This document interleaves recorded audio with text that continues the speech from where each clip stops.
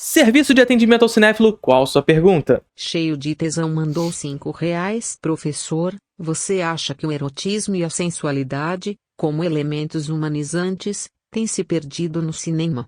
Cadê o tesão, professor? Sim, completamente. Eu acho que até existe recentemente uma tentativa de retorno a esse tesão no cinema em alguns filmes contemporâneos. O próprio Rivais é um filme que trabalha sobre esse aspecto. O Todos Menos Você não é um filme super erótico, mas é um filme que você vê química, você vê tesão nos personagens. O Hitman, do Richard Linklater, é um filme que tem esse tesão entre os personagens. Mas sim, a gente vem caminhando por um cinema bastante ilibado, que se configura e se confirma, sobretudo a partir dos filmes de super-herói. E eu não estou falando só da Marvel, eu estou falando também dos heróis do Nolan. Eu já sei que você conhece Introdução ao Cinema. Eu também sei que você sabe que são 2 aulas novas todos os meses. Também sei que vocês já sabem que no curso você encontra linguagem, teoria, história, crítica, política, diretores, gêneros, tudo relacionado à produção cinematográfica. Agora, o que eu não sei é o que você está esperando para fazer parte do curso. Meu amigo, o curso Cinema Contínuo mais charmoso do Brasil. Link na descrição do vídeo. Que são filmes destituídos de sexualidade. São filmes destituídos da capacidade de sentir prazer, desejo. E a grande parada é que isso está intimamente relacionado a um tabu social, que é o tabu de falar sobre prazer. É o tabu de falar sobre desejo. E essa ideia moralizante que parte desse tabu está inserido tanto na direita quanto na esquerda. Nós, da esquerda, temos muita dificuldade ainda de falar sobre prazer e de falar sobre desejo.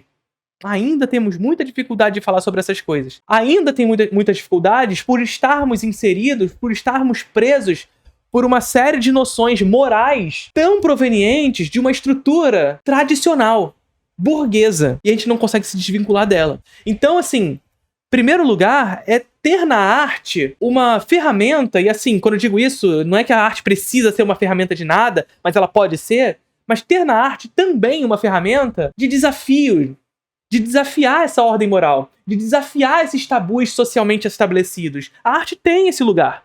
A arte pode ter esse lugar. E historicamente sempre teve. A década de 90 foi uma década com muito tesão. Os filmes do Verhoeven, gente. Instinto Selvagem. O próprio Tropas Estelares, que é um filme que não é erótico, definitivamente, mas ele não é erótico justamente criticando e ironizando essa ausência de sexualidade. Toda vez que o Tropas Estelares chega próximo do sexo, imediatamente o filme corta e a cena logo em seguida é o quê? É um bando de militar expondo a sua masculinidade. Entende? Essa crítica. Se a gente volta para a década de 80, 70, nem se fala. Então veja, isso é uma noção, inclusive, que a gente precisa ter em mente, que vai na direção de que a gente não evolui nessas paradas. Esses debates, eles não vão pra frente sempre. Não existe um progresso nesses debates, e como se crê na lógica da técnica, né? A técnica, supostamente, ela vai se tornando cada vez mais tecnológica. E a gente tem a crença que o debate público sobre determinados assuntos, eles também caminham na mesma direção, mas não é assim que acontece. Mais uma vez, se a gente regressa ao passado, a gente fala da década de 90, da década de 80, da década de 70, a gente está falando de momentos históricos onde a discussão sobre prazer e desejo era muito mais acentuada. E quando eu digo isso, eu não estou falando que a gente precisa voltar para essa época e que essa época não tinham problemas, não tinham coisas problemáticas, não é isso. Mas a gente discutia prazer, a gente discutia desejo de maneira muito mais avançada do que se discute hoje. E, mais uma vez, a gente pode voltar para o passado ainda mais. Porque a gente já falou aqui no nosso canal, tem aula na Introdução ao Cinema sobre o Código Reis. Vocês lembram disso? O Código Reis nada mais era que um sistema de autocensura dos estúdios americanos que tinha como intenção censurar determinadas práticas que essa ala conservadora da sociedade americana considerava depravada. Então veja só o que a gente está falando. A gente está falando de uma ala da sociedade que considerava moralmente depravada uma determinada classe artística que estava emergindo nos Estados Unidos, hollywoodiana, e que precisava ser travada. Que sociedade era essa? Os artistas, historicamente, sempre foram colocados nesse lugar, no lugar do boêmio, no lugar da prostituição. O ator, a atriz, é esse sujeito que vende seu corpo para um filme. No lugar do sujeito depravado. E, historicamente, se vocês verem O Sétimo Selo, por exemplo, é um filme que vai retratar a Idade Média e o artista ele é representado dessa forma, por exemplo.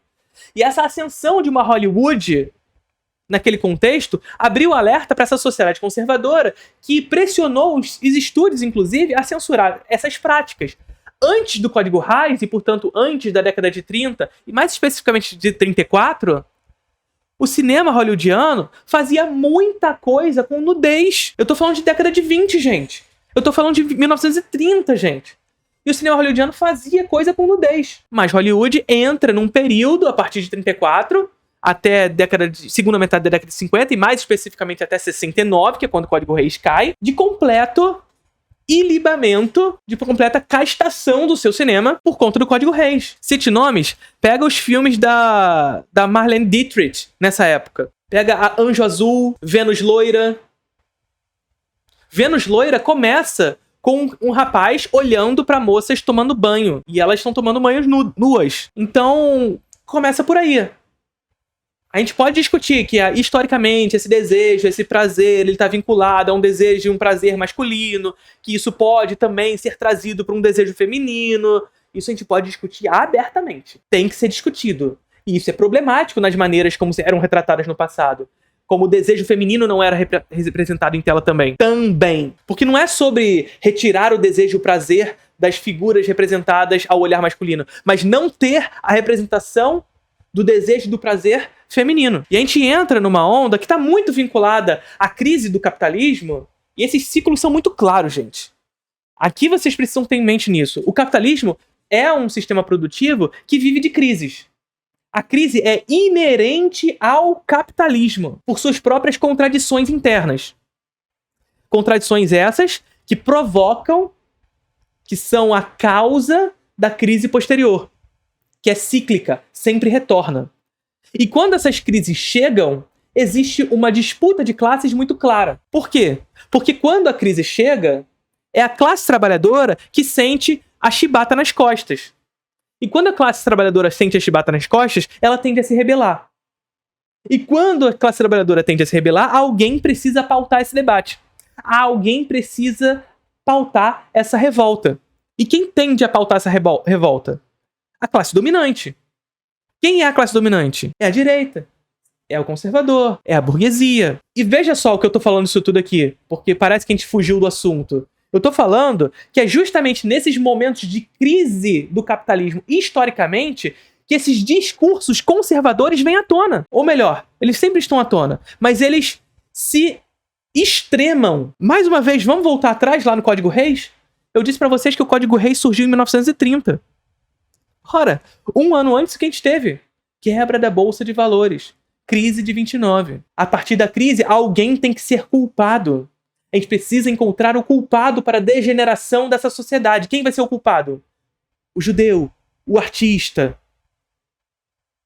o sexo, aqueles que querem destruir a família, os bons costumes. Ou seja, há um desvio do foco do verdadeiro problema, capitalismo, porque se o trabalhador descobre que é o capitalismo a porra do problema todo, fudeu. Então eu desvio a atenção do verdadeiro problema e entrego uma falsa solução. E a falsa solução é quem? O artista é o problema, o judeu é o problema, o sexo é o problema, a degeneração da família é o problema, a degeneração dos valores tradicionais é o problema. E o que a gente vê hoje? A gente vê hoje um momento de crise do capitalismo, gente. Que se configurou, sobretudo, a partir de 2008. E olha só que loucura! A partir de 2008 surge a Marvel nos cinemas. Que loucura, né? Como a Marvel surge a partir desse momento no cinema e estabelece todo um discurso ilibado, castrado. E que tem como configuração final o Capitão América, esse sujeito ilibado e desprovido de sexualidade, levantando o martelo de Thor, superando, portanto, os deuses antigos e dizendo: nós, os Estados Unidos, salvaremos o mundo através da boa família, dos bons costumes. Depois de tudo, o Capitão América volta pra família. Tá? Entende? Então o que a gente tá vendo agora é uma ascensão desses discursos conservadores que entra dentro do discurso da indústria da cultura. Percebe? Que adentra na indústria da cultura e que acaba moldando as nossas relações morais com o produto audiovisual. Na direita e na esquerda. Porque a esquerda é moralista para um caralho. Sobretudo quando vai falar sobre sexo. Sobretudo quando vai falar sobre desejo e sobre prazer. Um dos tabus constituídos historicamente, mais se oferecem enquanto barreira de maneira mais proeminente. Então, é isso. Dimitri Payet mandou R$10. Quando você fala que depois de Vertigo, tudo é Vertigo, como era antes de Vertigo, então... Cara, Dimitri Payet é Vértigo. Vocês estão vendo toda a treta, né? Da traição de Dimitri Payet. Que literalmente, a treta de Dimitri Payet é Dimitri Payet trocando uma mulher pela segunda mulher. E a segunda mulher é o quê? A mulher misteriosa loira. Como Léo Dias denunciou a traição de Dimitri Payet? Dimitri Payet tem affair com uma mulher misteriosa, uma mulher loira misteriosa. Isso é Vértigo. Dimitri Payet trai sua mulher com uma mulher misteriosa loira. Vértigo. Isso é Vértigo pra caralho. Quando você fala que depois de Vértigo é Vértigo, como era antes de Vértigo. Aí, amigo, é Gênesis. Antes era tudo escuro. E do escuro se fez a luz. Cinema. Alemax mandou R$50. Professor, você já citou alguns filmes que caracterizam a adolescida cinéfila. Quais seriam os filmes do jovem adulto cinéfilo? Vim da Croizinha. Oba, veio da Croizinha. Eu quero mais Croizinha nesse canal. Dito isso, essa lógica de adolescência cinéfila tá muito pautada numa ideia de crescimento dentro da cinefilia, tá? E crescimento aqui é sobre amadurecimento cinéfilo, não é sobre ser melhor ou pior. Se você não gosta de cinema, tá tudo bem, ninguém precisa gostar de cinema e você não vai ser pior ou melhor se você gostar de cinema. Eu tô falando de amadurecimento de gosto dentro do cinema, tá? E geralmente, essa pessoa que tem a pretensão de começar a gostar de cinema, ela, em primeiro momento, ela vai assistir a alguns filmes, e esses primeiros filmes vão fazer com que ela acredite que descobriu tudo. Eu descobri o que ninguém sabe. Uma coisa meio Brasil Paralelo, sabe? Descobri a verdade. E eu vou te contar. E todos vocês que não sabem a verdade são ignorantes, são burros, porque eu conheço Stanley Kubrick. Porque eu vi Laranja Mecânica. Eu vi Donnie Darko. Eu vi 2001. Eu vi Psicopata Americano, Clube da Luta. E veja só, isso não é uma crítica a esses filmes, porque muitos deles são excelentes filmes, sobretudo os do Kubrick, que eu falei aqui, né? Maravilhosos. Mas que são cineastas que a gente descobre lá nessa primeira jornada e a gente acredita que a gente descobriu o mundo. A gente descobriu que vê o mundo. Só que assim, existe muita gente que estaciona na adolescência cinéfila, que continua sendo esse adolescente insuportável. E é justamente esses que essa galera não cinéfila pinça pra dizer que cinéfilo é tudo chato. Porque tem muita dessa gente que estaciona na adolescência cinéfila e acredita que ele é superior porque gosta de cinema. Porque o maluco tá assistindo o filme do Adam Sandler e tu fala, Adam Sandler, muito melhor o filme do Kubrick. Tá bom, gente, mas tem espaço pra ver os dois. Pô, seria muito mais legal falar, caraca, legal, alguns filmes do Adam Sandler eu também gosto. Vê esse aqui do Kubrick, tu vai gostar também, de repente. Aí tu traz ele pra conhecer coisas novas. Se tu continuar sendo um cinéfilo chato, você só vai ser uma barreira pra novas pessoas conhecerem cinema. Essa é a verdade. A adolescência cinéfila é um lugar que muita gente não consegue sair dela. Assim como a adolescência na vida real, sabe? Tem muita gente que não consegue sair da adolescência. Vive sempre nesse negócio meio... Eu sou disruptivo, eu critico todo mundo e foda-se. Não é assim. Não é assim que funciona, sabe? Só que assim, você precisa superar essa adolescência cinéfila. E a superação dessa adolescência cinéfila passa pela essa construção e esse amadurecimento do gosto. Conhecer coisas novas. E eu acho que a segunda fase, depois da adolescência cinéfila, é o momento que você conhece Bergman, por exemplo. É o momento que você conhece Tarkovsky. É o momento em que você conhece, sei lá, Bergman, Tarkovsky. Você começa a ver alguns filmes mudos. Você conhece o cinema brasileiro. Então, os filmes do jovem adulto, cara, A Infância de Ivan, Persona, do Bergman, Gritos e Sussurros, O Sétimo Selo, são filmes dessa jovem adulto cinéfilo. E mais uma vez, não é como se nós vamos nos tornando melhores. É esse processo de amadurecimento do gosto, de descoberta de novas coisas. Eu acho que a definição do jovem adulto na cinefilia é Bergman. Isso aqui não é um desprezo ou qualquer coisa do tipo do Bergman, até porque é um dos meus diretores favoritos. Mas Bergman eu acho que é essa definição mais proeminente. O adulto, depois do jovem adulto, é o adulto do retorno. Ele retorna pra aquilo que ele criticava. Então o adulto, ele vai ver coisas mais escrachadas, ele vai ver pornô chanchada, ele vai ver Dario Argento, ele vai ver Lúcio Fulci, ele vai ver, sei lá, ele vai retornar e vai ver John Ford, ele vai ver coisas e outras coisas que ele criticava, como o próprio Adam Sandler. Enfim, é mais ou menos isso. Lili Pipião mandou R$11,11. Lili O Pipeão. que significa cinema experimental? Dá pra dizer que a última cena de Rivais do Guadagnino é experimental? Cinema experimental é uma definição muito aberta. Só que a gente precisa ter cuidado para definir cinema experimental quando a gente vê uma montagem mais rapidinha, tá? A famosa montagem espertinha. Não estou dizendo que é o caso da última cena de Guadagnino, que eu acho uma cena muito bem montada, inclusive. Mas essa típica cena rapidinha, espertinha, como acontece, por exemplo, em Tudo, Todo Lugar ao Mesmo Tempo. Essa montagem espertinha nada mais é do que essa montagem que disfarça, que expõe uma máscara pro filme através de uma montagem supostamente tecnicamente habilidosa e disfarça o conteúdo narrativo pouco relevante, pouco bem trabalhado, sabe? Que é o caso de Todo Lugar ao Mesmo Tempo pra mim. Um filme que inclusive disfarça através de uma montagem supostamente experimental, avant-garde, um conteúdo bastante conservador. Porque é isso, o retorno da filha, a jornada da mãe é de um retorno pra família. A jornada da mãe é um retorno a ela ser mãe, e mais uma mãe dentro de uma certa estrutura específica chamada capitalismo. Então é um filme sobre sonho americano, onde a posição da mulher é uma posição muito específica, sabe? Só que ele se disfarça com essa montagem rapidinha e supostamente à la avant-garde, e parece experimental, mas não é exatamente isso. Cinema experimental não é sobre ser montagem rapidinha. Tem um monte de filme com caráter experimental que tem uma montagem muito mais esticada do plano. O cinema da Chantal Akerman. O cinema da Chantal Akerman é um cinema extremamente experimental.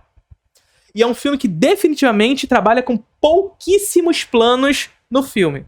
Você pode contar, muitas vezes, com 2 mãos, o número de planos dentro de um filme inteiro nos filmes da Chantal Akerman. Então o cinema experimental é um guarda-chuva bem amplo, que não se reflete como um movimento ou coisa desse tipo, mas um tipo de cinema que visa experimentar a linguagem cinematográfica. E isso vai estar tanto nos videoarte, quanto nos filmes independentes, quanto também nos filmes mais industriais. Em determinados momentos nos filmes, o diretor visa experimentar com a linguagem. Certo? Não vai ser um filme experimental, mas ele vai visar experimentar com a linguagem em determinado momento. Que é o caso de Rivais em determinados momentos. Não é um filme experimental como um todo, é um filme bastante narrativo, bastante direto, mas que aqui e ali ele visa experimentar com essa linguagem.